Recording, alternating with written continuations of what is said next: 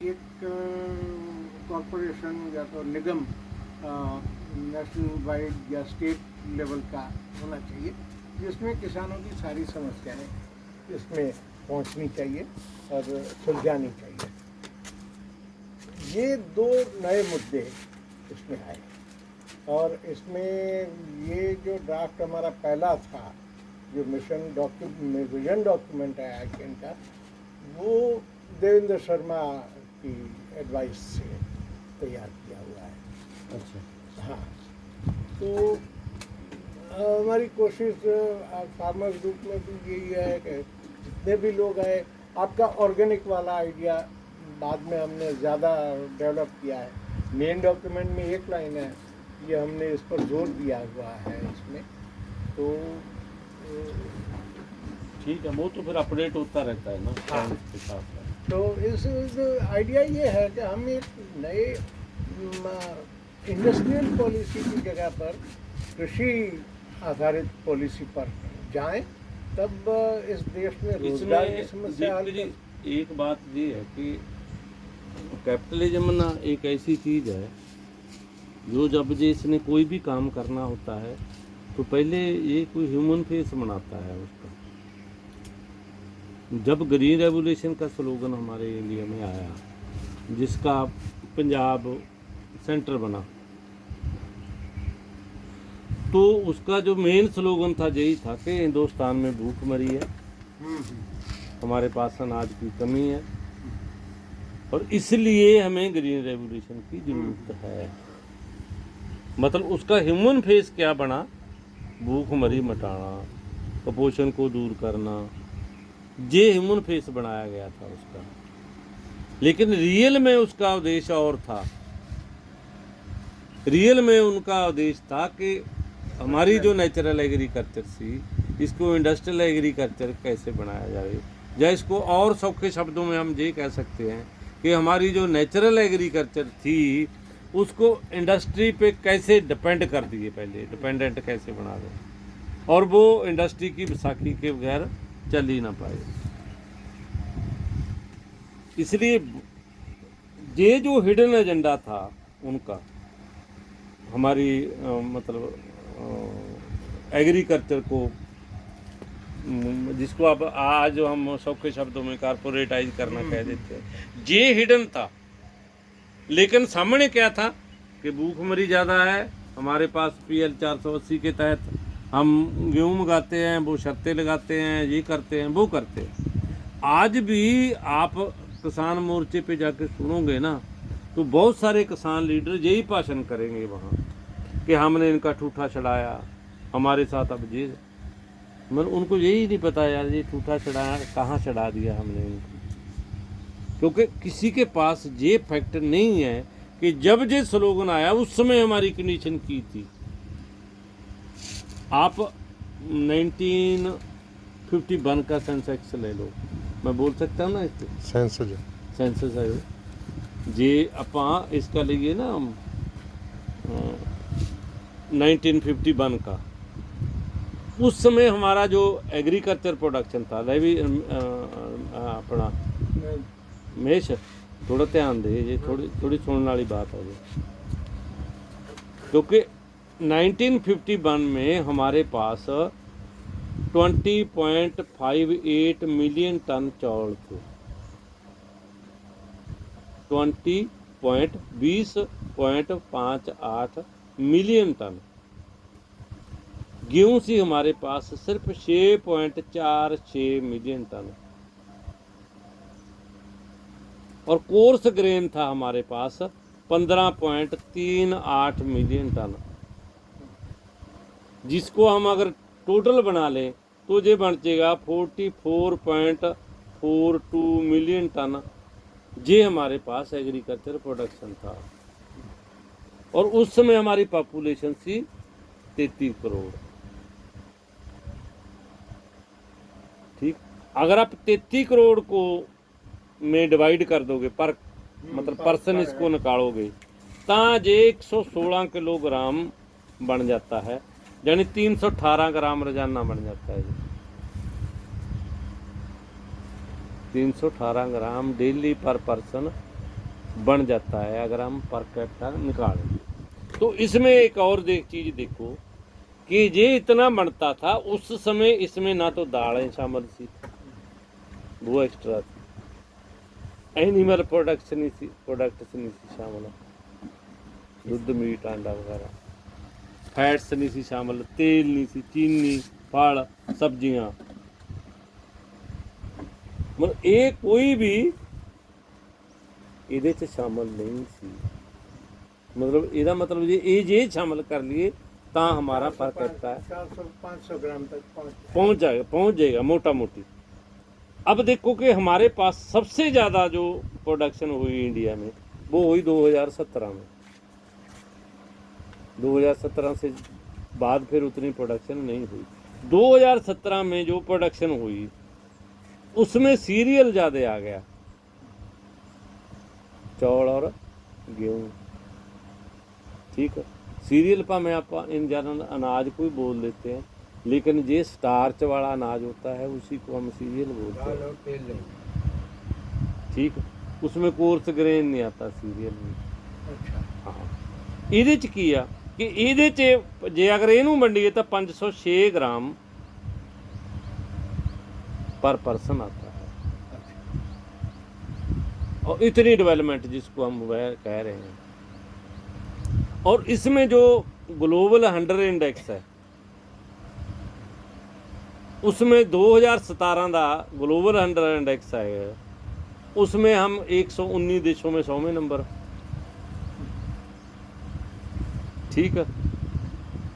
और जो हमारे मतलब इसमें जो 2020 का 100 इंडेक्स है, ग्लोबल 100 इंडेक्स, उसमें हम 107 देशों चो 94 नंबर, 94 नंबर।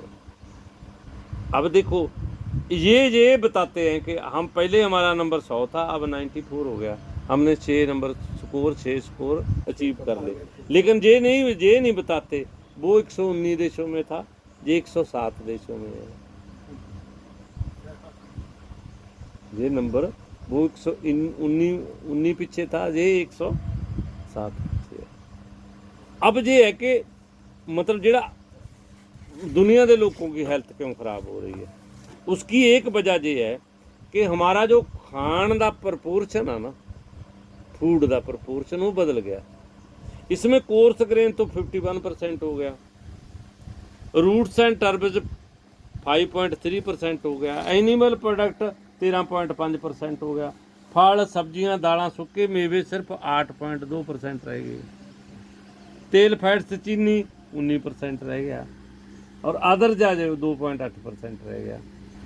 मगर ਇਹਦੇ ਨਾਲ ਕੀ हो गया कि फैटी भोजन का एस्पैक्ट है जोड़ा वो बढ़ गया, और जिससे लोगों की जो मतलब ये कह रहे हैं ना कि क्योंकि जितना न्यूट्रिशन कोर्स ग्रेन में है उतना चावल में और गेहूं में कहाँ है। इसीलिए तो फिर ये आई, भूखमरी भी आई और कुपोषण भी आया। और भूखमरी और कुपोषण का आप अगर एक फैक्ट देखो तो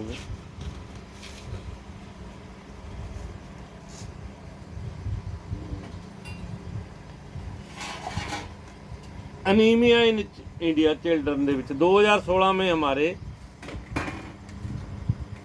35.7% बच्चे अनेमिक थे। कब? 2016 में। अब 2019 में कितने हो सकते हैं, एस्टीमेट लगाओ कोई। बढ़ गए होंगे, हैं बढ़ गए, कितने के बढ़ गए होंगे, यही तो एस्टीमेट पूछ रहा हूँ। 6% बढ़ गए होंगे, मतलब 35 से 41-42 हो जाएंगे। 41। हाँ, लेकिन रियल ये है कि 68.4 होगा। अभी तो जो बच्चे पैदा हो रहे हैं एनीमिया से ग्रस्त डबल हो गए। अभी जो बच्चे पैदा हो रहे हैं एनीमिया वो से भी ग्रस्त बता देता हूँ, वो भी बताऊंगा अगर ये सुनना है तो मेरे पास वो उसके। और 2019 अपना इसी दौरान जो वूमेन में 2016 में 46% लेडीज थी वो एनेमिक थी,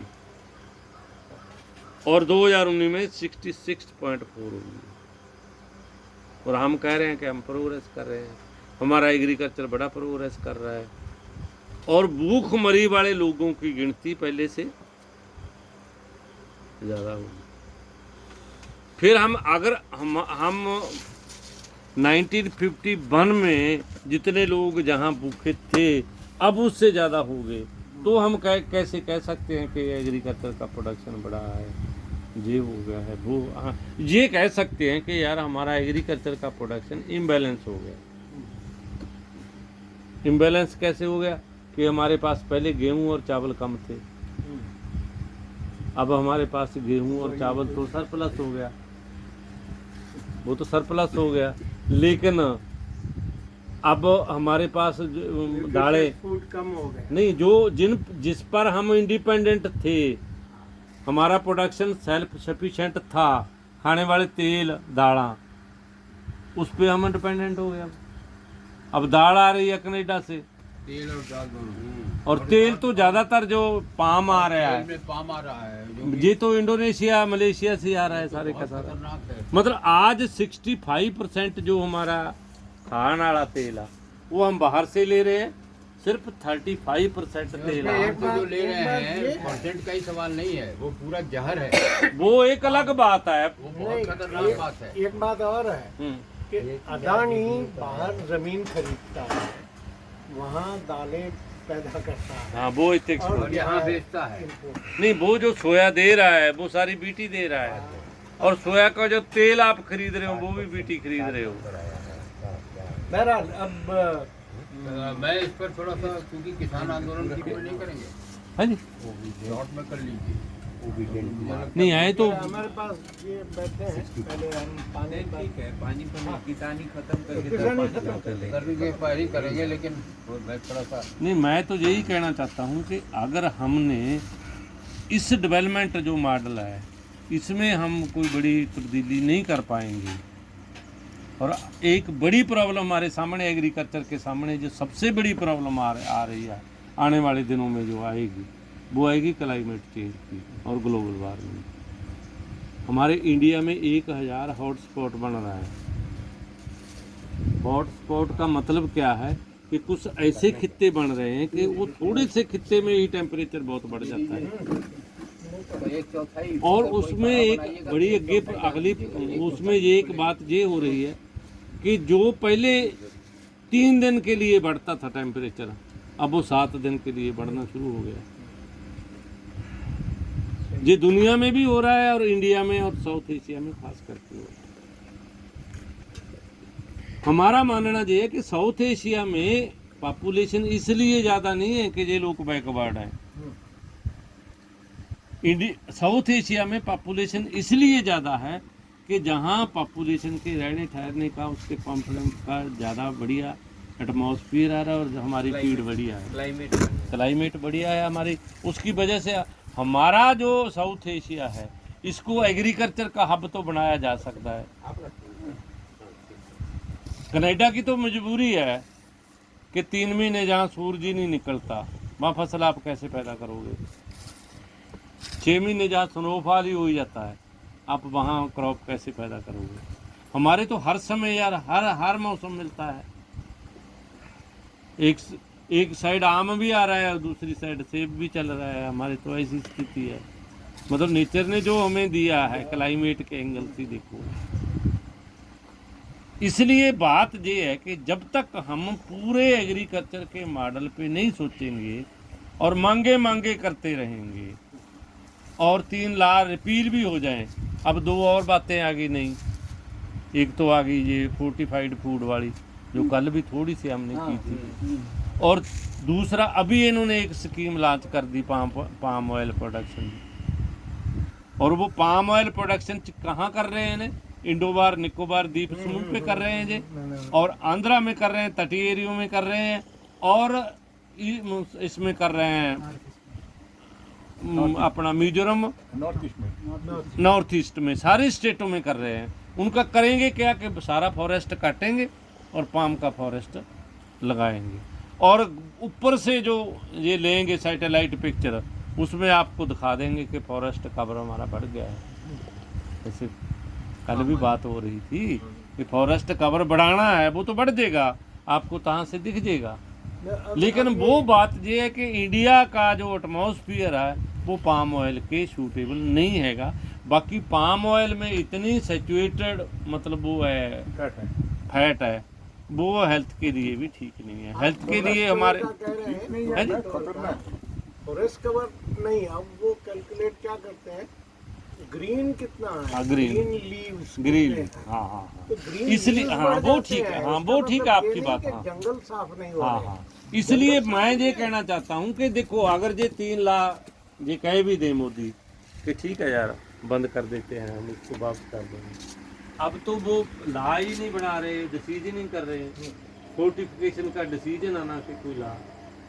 अब जे स्कीम लांच करती 45 इसकी तेल दी, और पहले चौड़ा ਨੂੰ फोर्टिफाइड करेंगे, उसके बाद गेहूं आटे ਨੂੰ फोर्टिफाइड करेंगे और उसके बाद तेल को फोर्टिफाइड करेंगे। जैसे नमक 25 पैसे पर केजी खरीदा है अब हमने, हमें आगे बढ़ना है एक ग्रुप की, तो क्या करना है?